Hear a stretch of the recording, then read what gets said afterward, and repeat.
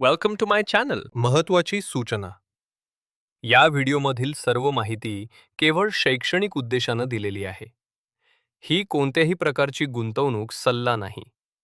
गुंतवणूक करण्यापूर्वी कृपया स्वतःचा अभ्यास करा किंवा आपल्या आर्थिक सल्लागाराचा सल्ला घ्या. या व्हिडिओतील माहितीवर आधारित घेतलेल्या कोणत्याही निर्णयासाठी आम्ही जबाबदार राहणार नाही. धन्यवाद. कल्पना करा, एक खूप मोठी आणि प्रस्थापित कंपनी आहे आणि अचानक त्यांचा जो सेल आहे ना, तो चक्क निम्म्यावर येतो. म्हणजे त्यांचा रेव्हेन्यू तब्बल 42% खाली कोसळतो.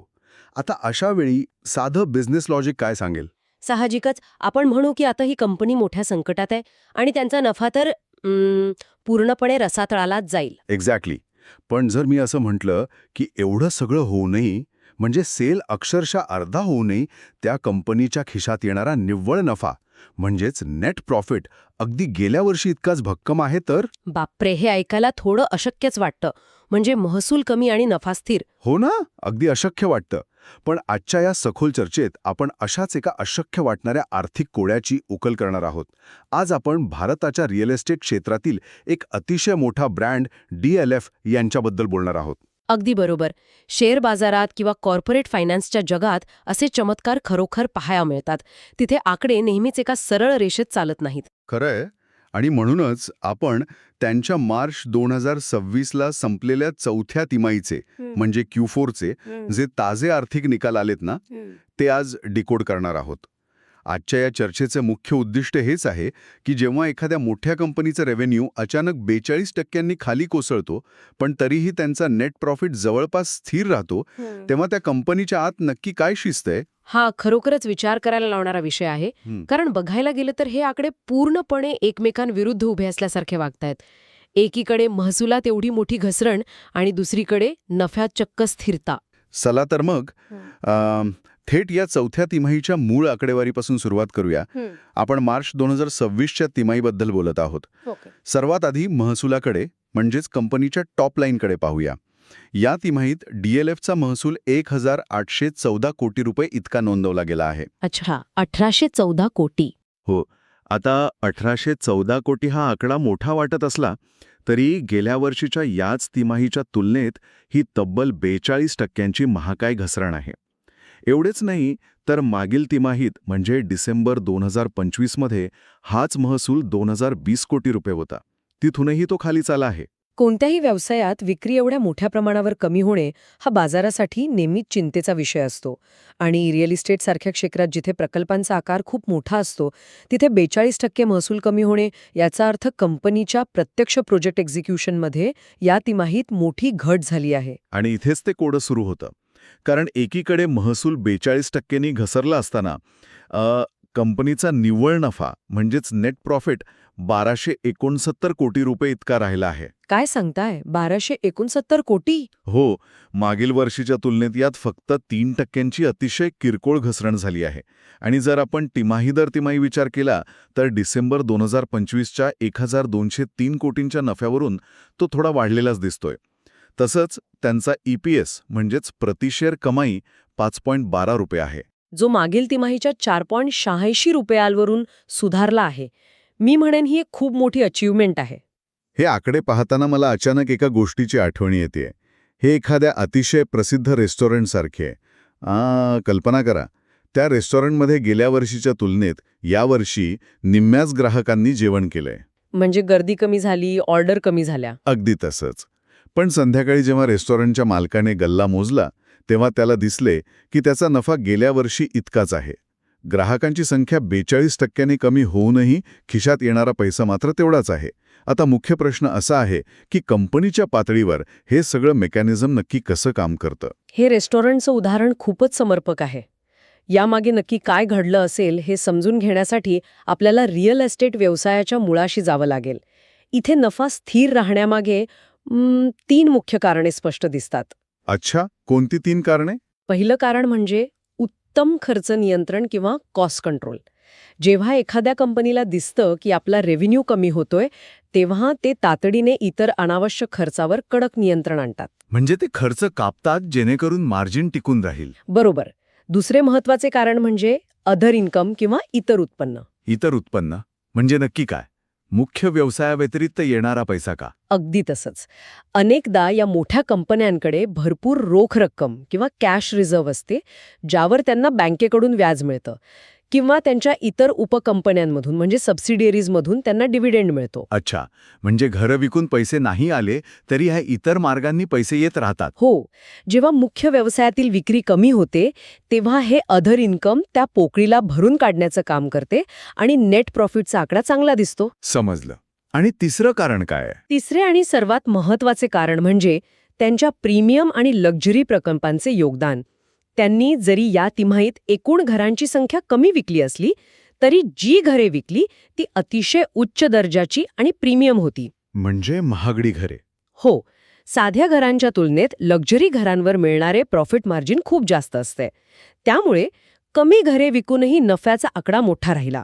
हे सगळं ऐकायला खूप छान आणि सुरक्षित वाटतं. म्हणजे ठीक आहे ना, महसूल कमी झाला तरी नफा तर शाबूत आहे असा विचार कोणीही करेल. पण इथंच मला एक मोठी शंका येते. कोणती शंका? आपण जरा त्यांच्या दैनंदिन कामकाजाच्या वास्तवाकडे म्हणजेच त्यांच्या प्रत्यक्ष ऑपरेशन्सकडे वळूया. आपण त्यांच्या EBDIT म्हणजेच ऑपरेटिंग प्रॉफिटबद्दल बोलूया. हा आकडा 411 कोटी रुपये इतका आला आहे. मागील तिमाहीच्या 390 कोटीवरून यात थोडी वाढ असली तरी वर्ष दर वर्ष तुलनेत ही तब्बल 58% घसरण आहे. होय, आणि हा आकडा अतिशय गंभीर्याने घेण्यासारखा आहे. 58% घसरण ही छोटी गोष्ट नाहीये. आता मला इथे थोडं थांबून तुम्हाला एक थेट प्रश्न विचारायचा आहे. जर प्रत्यक्ष बिझनेसमध्ये, ऑपरेशन्समध्ये एवढा मोठा खड्डा पडलाय आणि ऑपरेटिंग नफा 58% घसरलाय, तर तो नेट प्रॉफिटचा आकडा स्थिर कसा राहिला? हा एक अतिशय रास्त प्रश्न आहे. म्हणजे हा केवळ एखादा अकाउंटिंगचा खेळ तर नाहीये ना? टॅक्स ॲडजस्टमेंट किंवा ॲसेट रिव्हॅल्युएशन करून नफा फुगवलाय आणि गुंतवणूकदारांच्या डोळ्यात धूळ फेक केली आहे, असं तर काही घडत नाहीये ना? जेव्हा असे विरोधाभासी आकडे समोर येतात तेव्हा पहिली शंका तीच येते, हे मी मान्य करते. पण हे स्पष्ट करणं गरजेचं आहे की हा कोणताही बेकायदेशीर अकाउंटिंगचा खेळ नाही. मात्र आपण जे म्हणालात की ऑपरेशन्समधील वास्तवावर पांघरूण घातले गेले आहे, ते काही अंशी खरे आहे. म्हणजे कसं? निव्वळ नफा जरी चांगला दिसत असला तरी ऑपरेटिंग प्रॉफिटमधील 58% घसरण हे स्पष्टपणे दर्शवते की कंपनीच्या मुख्य व्यवसायावर, त्यांच्या ऑपरेटिंग मार्जिनवर प्रचंड दबाव आहे. पण ऑपरेटिंग प्रॉफिट एवढा का कोसळला? म्हणजे माझा मुद्दा असा आहे की रेव्हेन्यू 42% पडला, तर ऑपरेटिंग प्रॉफिटही 42% आसपासच पडायला हवा होता ना. तो 58% का पडला? इथेच ऑपरेटिंग लिव्हरेज ही संकल्पना महत्वाची ठरते. कंपनीच्या अहवालात वीक ऑपरेटिंग लिव्हरेज असा स्पष्ट उल्लेख आहे. हे कसं काम करतं ते आपण समजून घेऊया. हो, नक्कीच सांगा. कोणत्याही मोठ्या व्यवसायात 2 प्रकारचे खर्च असतात, फिक्स्ड कॉस्ट आणि व्हेरिएबल कॉस्ट. सिमेंट, लोखंड, विटा हा खर्च व्हेरिएबल आहे. म्हणजे घरे कमी बांधली तर तो खर्च कमी होईल. अगदी बरोबर. पण कंपनीला आपल्या हजारो कर्मचाऱ्यांचा पगार, कॉर्पोरेट ऑफिसचा खर्च आणि मोठ्या मार्केटिंग मोहिमांचा खर्च हा करावाच लागतो. हा फिक्स्ड खर्च आहे. म्हणजे घरे विकली जावोत वा न जावोत हा फिक्स्ड खर्च टाळता येत नाही. एक्झॅक्टली. जेव्हा तुमचा महसूल अचानक 42% खाली येतो तेव्हा तो फिक्स्ड खर्च कमी होत नाही. उलट उरलेल्या महसुलातील खूप मोठा वाटा हा फिक्स्ड खर्चच खाऊन टाकतो. अच्छा, म्हणजे हातात उरणारा ऑपरेटिंग प्रॉफिट वेगाने खाली येतो. हो, आणि याच परिस्थितीला आपण वीक ऑपरेटिंग लिव्हरेज म्हणतो. म्हणूनच महसूल 42% पडला, पण ऑपरेटिंग प्रॉफिट 58% क्रॅश झाला. रिअल इस्टेट हा व्यवसाय मुळातच मागणीच्या चक्रावर चालणारा व्यवसाय आहे. बाजारातील परिस्थितीनुसार तो वर खाली होत असतो. त्यामुळे या 58% घसरणीकडे गुंतवणूकदारांना अजिबात दुर्लक्ष करता येणार नाही. बापरे, हे स्पष्टीकरण खूप महत्वाचं आहे. कारण यामुळे आपल्याला समजते की नेट प्रॉफिटचा आकडा हा मुख्य ऑपरेशन्समधून येण्यापेक्षा इतर घटकांवर जास्त विसंबून आहे. पण मग प्रश्न असा पडतो की जर ऑपरेटिंग प्रॉफिट 58% कोसळतोय तर DLFची मॅनेजमेंट फक्त बघत तर बसली नसेल. नाही, अजिबात नाही. ते खूप मोठे खेळाडू आहेत. मग या संकटावर मात करण्यासाठी त्यांची पुढची रणनीती काय आहे? मॅनेजमेंट कॉमेंट्री काय सांगते? तसं पाहिलं तर मॅनेजमेंट कॉमेंट्रीकडे पाहिल्या असता त्यांच्या रणनीतीत एक अतिशय स्पष्ट आणि मोठा बदल दिसून येतो. आणि तो बदल आहे व्हॉल्यूमपेक्षा व्हॅल्यूवर लक्ष केंद्रित करणे. व्हॉल्यूमपेक्षा व्हॅल्यू म्हणजेच प्रमाणापेक्षा दर्जाला महत्त्व देणे, असं म्हणता येईल का? हो, DLF आता केवळ जास्तीत जास्त घरे विकण्याच्या म्हणजेच आक्रमक विक्री वाढीच्या शर्यतीत धावत नाहीये. त्यांचा संपूर्ण फोकस आता प्रॉफिटेबिलिटी किंवा नफा कमावण्यावर आहे. आणि त्यासाठी त्यांनी आपला मोर्चा पूर्णपणे प्रीमियम आणि लक्झरी हाऊसिंग प्रकल्पांकडे वळवला आहे. त्यांना आता स्वस्त घरे बांधून ती हजारो लोकांना विकण्यात काहीच रस नाहीये. म्हणजे मगाशी मी दिलेल्या रेस्टॉरंटच्या उदाहरणाप्रमाणेच हे आहे. 100 सामान्य घरे बांधायची, त्यासाठी जागा शोधायची, मार्केटिंग करायचं, शेकडो ग्राहकांची डील करायचं आणि त्यातून मिळणाऱ्या छोट्या मार्जिनवर समाधान मानायचं. हो, आणि ही खूप मोठी धावपळ असते. त्यापेक्षा 1 किंवा 2 अति आलिशान महाल बांधायचे, ते महाल विशिष्ट श्रीमंत वर्गाला विकायचे आणि त्यातून जास्त नफा आणि ब्रँड व्हॅल्यू दोन्ही मिळवायचे. कष्ट कमी पण नफा जास्त. हे अगदी तसंच आहे. पण मी सांगेन की ते लक्झरीकडेच का वळतायत याचं एक अतिशय व्यावहारिक आणि आर्थिक कारण सुद्धा आहे. आपण जमिनीच्या किमतीचा विचार करूया. जमिनीच्या किमती, त्यात काय अडचण आहे? आजकाल नॅशनल कॅपिटल रिजन किंवा गुरुग्राम सारख्या ठिकाणी जिथे DLFचे मुख्य प्रकल्प आहेत, तिथे जमिनीचे भाव इतके भयानक वाढले आहेत की तिथे सर्वसामान्यांसाठी परवडणारी घरे बांधणे म्हणजे निव्वळ आर्थिक मूर्खपणा ठरू शकतो. म्हणजे जमिनीचा खर्चच एवढा असतो की स्वस्त घर बांधून परवडतच नाही. अगदी. हे म्हणजे सोन्याचा वापर करून चहाचं पातेलं बनवण्यासारखं आहे. हे खूप छान उदाहरण दिलंत. आर्थिकदृष्ट्या ते गणित जुळतच मैदा. त्या महागड्या जमिनीवर जर तुम्ही स्वस्त घरे बांधलीत तर तुमचं खर्चही निघणार नाही. त्यामुळे त्या महागड्या जागेचा परतावा मिळवण्यासाठी तुम्हाला तिथे लक्झरी हाऊस बांधून त्यावर तगडा प्रीमियम घेण्याशिवाय दुसरा पर्याय जुरत नाही. आणि इथेच त्यांचा ब्रँड त्यांच्या मदतीला येतो, नाही का? नक्कीच. DLFचा सर्वात मोठा फायदा म्हणजे त्यांची ब्रँड पोझिशन. लक्झरी रिअल इस्टेटमध्ये त्यांचा ब्रँड अत्यंत मजबूत आहे. लोक त्यांच्या नावावर आणि त्यांनी दिलेल्या प्रीमियम लाईफस्टाईलवर विश्वास ठेवतात. म्हणजे लोक करोडो रुपये मोजायला तयार असतात कारण त्यांना DLF या नावाचा टॅग हवा असतो. हो ना. त्यामुळेच ही व्हॅल्यू स्ट्रॅटेजी त्यांच्यासाठी सध्या उत्तम काम करत आहे. पण मला एक सांगा, समजा बाजारात मंदी आली किंवा ही महागडी घरे लगेच विकली गेली नाहीत, तर ही रणनीती अंगलट येऊ शकते का? इथेच त्यांची भक्कम ताळेबंद किंवा बॅलन्स शीट महत्वाची भूमिका बजावते. इतर अनेक रिअल इस्टेट कंपन्यांच्या तुलनेत DLFची बॅलन्स शीट अजूनही तुलनेने खूप मजबूत आहे. त्यांच्या डोक्यावर कर्जाचा खूप मोठा डोंगर नाहीये. म्हणजे ते आर्थिकदृष्ट्या सुरक्षित आहेत? हो, त्यांच्याकडे कर्ज आणि इक्विटीचं प्रमाण संतुलित आहे. यामुळेच त्यांना बाजारातील या तात्पुरत्या महसूल घसरणीचा किंवा मागणीच्या चक्रातील बदलांचा सामना करण्याची ताकद मिळते. अच्छा, म्हणजे ते दबावाखाली येऊन भराभर सेल करत नाहीत. एक्झॅक्टली. ते इतर बिल्डरांसारखे घाईघाईने स्वस्तात मालमत्ता विकून केवळ आकडे वाढवण्याच्या दबावाखाली नाहीत. ते आपला माल धरून ठेवू शकतात. योग्य वेळेची आणि योग्य किंमत देणाऱ्या ग्राहकाची वाट पाहू शकतात. तर या सगळ्याचा एकंदरीत अर्थ काय काढायचा? आपण रेव्हेन्यूमधील घसरण पाहिली, नेट प्रॉफिटमधील स्थिरता पाहिली, ऑपरेटिंग मार्जिनवरील दबाव आणि वीक ऑपरेटिंग लिव्हरेज समजून घेतलं. आणि कंपनीची लक्झरी मार्केटवरील रणनीती आणि जमिनीच्या किमतीचं अर्थशास्त्रही पाहिलं. हो, पण शेवटी गुंतवणूकदार म्हणून या निकालांकडे कसं पाहायचं? ह्या सर्व आकड्यांचा शेअर बाजारावर आणि कंपनीच्या भविष्यातील वाटचालीवर काय परिणाम होईल? जर आपण या निकालांचे रेटिंग करायचे ठरवले तर विश्लेषकांच्या दृष्टिकोनातून या निकालांना ॲव्हरेज किंवा सरासरी असेच म्हणावे लागेल.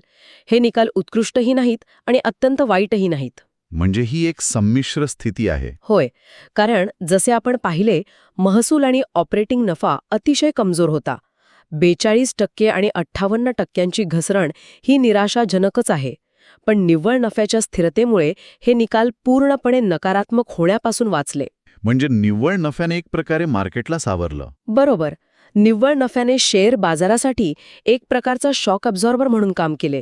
जर आपण शॉर्ट टर्म किंवा अल्पकालीन परिणामांचा विचार केला तर येत्या काही दिवसात बाजारात थोडी नकारात्मक प्रतिक्रिया दिसू शकते.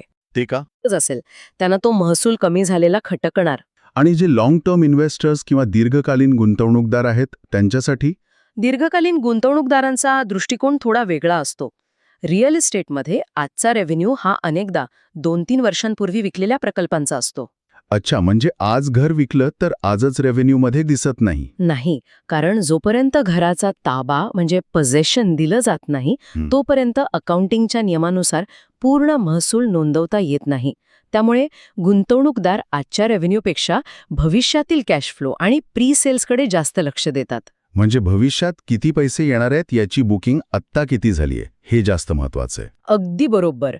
DLFची पुढची वाटचाल पूर्णपणे भविष्यातील नवीन प्रकल्पांचे लॉन्च आणि त्या न्यू लॉन्चेसना मिळणारा प्रतिसाद यावरच अवलंबून असेल. जर त्यांनी त्यांच्या लक्झरी प्रकल्पांच्या माध्यमातून बुकिंगमध्ये पुन्हा गती पकडली आणि आपला फिक्स्ड ऑपरेटिंग खर्च आटोक्यात आणला, तर हे चित्र पुन्हा वेगाने सुधारू शकतं. हां, थोडक्यात सांगायचं तर हे आकडे एका अशा कंपनीची कथा सांगत आहेत जी सध्या एका मोठ्या ट्रान्झिशन फेजमधून जात आहे. केवळ घरांची संख्या वाढवून गर्दी करण्यापेक्षा मोजक्या पण दर्जेदार आणि अतिश्रीमंत ग्राहकांवर लक्ष केंद्रित करून आपला नफा शाबूत ठेवण्याची DLFची ही कसरत खरोखरच पाहण्यासारखी आहे. हो, आणि सेल 42% कमी होऊनही प्रॉफिट टिकवून ठेवण्याची त्यांची क्षमता आणि लक्झरी मार्केटवरील त्यांचा अढळ विश्वास हे या संपूर्ण तिमाहीच्या निकालांचं सार आहे, असं मी म्हणेन. आणि हे सार गुंतवणूकदारांना एकाच वेळी सावध राहण्याचा आणि तरीही मॅनेजमेंटच्या रणनीतीवर लक्ष ठेवण्याचा संदेश देत आहे. आता आपण या सखोल चर्चेच्या अगदी शेवटच्या टप्प्यावर आलो आहोत. होय. हे सर्व आकडे, फिक्स्ड कॉस्ट आणि लक्झरी मार्केटचे अर्थशास्त्र समजून घेतल्यानंतर जाण्यापूर्वी यातून उलगडणाऱ्या एका मोठ्या चित्राकडे मला लक्ष वेधायचंय. हे चित्र फक्त एका कंपनीपुरतं किंवा रिअल इस्टेटपुरतं मर्यादित नाहीये. मला वाटतं तुम्ही व्यापक अर्थव्यवस्थेकडे निर्देश करत आहात. हो, अगदी तसंच. आपण पाहिलं की एकीकडे ओव्हरऑल घरांची विक्री किंवा एकूण महसूल तब्बल 42% कमी झालाय. याचा अर्थ कुठेतरी सर्वसामान्यांची किंवा मध्यमवर्गीयांची घर खरेदी करण्याची क्षमता मंदावली आहे. बरोबर. वाढते व्याजदर, महागाई किंवा एकूणच आर्थिक दबावामुळे हा व्हॉल्यूम खाली येत आहे. पण त्याचवेळी दुसरीकडे एका विशिष्ट श्रीमंत वर्गाकडून कोट्यावधी रुपयांच्या अल्ट्रा लक्झरी घरांची मागणी मात्र प्रचंड वेगाने वाढत आहे. आणि तीच मागणी कंपन्यांचे नफे टिकून ठेवत आहे. हे आपल्या अर्थव्यवस्थेबद्दल काय सांगत आहे? हा खरोखरच एक गंभीर प्रश्न आहे. वाढत्या आर्थिक दरीचा म्हणजेच के शेप्ड रिकव्हरीचा संकेत तर नाही ना. समाजातील एका मोठ्या वर्गाची खरेदी क्षमता घटत असताना वरच्या एका छोट्या वर्गाकडे मात्र पैशांचा ओघ अविरत सुरू आहे. आणि तो वर्ग करोडोंची घरं सहज घेत आहे. हो ना. हा प्रश्न नक्कीच विचार करायला लावणार आहे. कारण शेवटी सुरुवातीला आपण ज्या रेस्टॉरंटचं उदाहरण पाहिले होते, जिथे अर्धेच ग्राहक आले तरी गल्ला तेवढाच राहिला, ते रेस्टॉरंट मालकासाठी जरी उत्तम असले तरी त्या न आलेल्या निम्म्या ग्राहकांचे काय झाले? ते अचानक कुठे गेले? खरंय. या प्रश्नाचे उत्तर शोधणे ही आपल्या सर्वांसाठी तितकेच गरजेचे आहे. नक्कीच. आजच्या या डीप डाईव्हमध्ये एवढेच. पुन्हा भेटूया अशाच एका नव्या आणि रंजक विश्लेषणासोबत.